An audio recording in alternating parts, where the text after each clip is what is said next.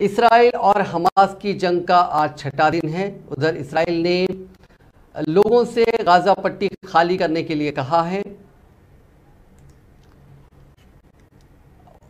फौज ने आसमान से पर्चे गिराए हैं, उन पर लिखा है कि हमास के हमलों की वजह से इजरायली फौज जवाबी कार्रवाई कर रही है।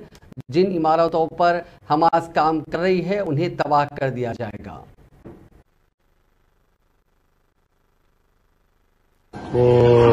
כל זה הולך ליפול בקרוב। इसी दौरान इजरायली फौज ने शाम में हमास के हामी ईरान के ठिकानों पर हमला किया। ये हमले दमिश्क के हवाई अड्डे के करीब हुए। दूसरी जानिब हिंदुस्तान ने हमास के इसराइल पर हमले को दहशतगर्दाना हमला करार दिया। ताहम ये भी कहा कि फ़लस्तीन के हवाले से हिंदुस्तान की पॉलिसी तवील अरसे से एक जैसी रही है। हिंदुस्तान हमेशा मुज़ाकरात के ज़रिए एक आज़ाद और खुद मुख्तार फ़लस्तीन के क़याम की वकालत करता रहा है और इस वक्त भी भारत का मौक़िफ़ यही है। भारत ने इसराइल में फंसे अपने शहरियों को बचाने के लिए ऑपरेशन अजय शुरू कर दिया है।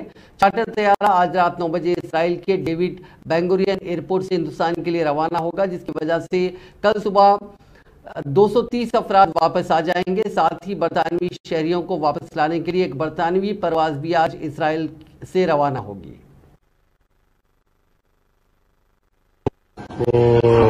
כל זה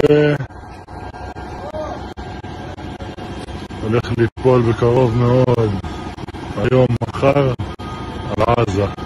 כל זה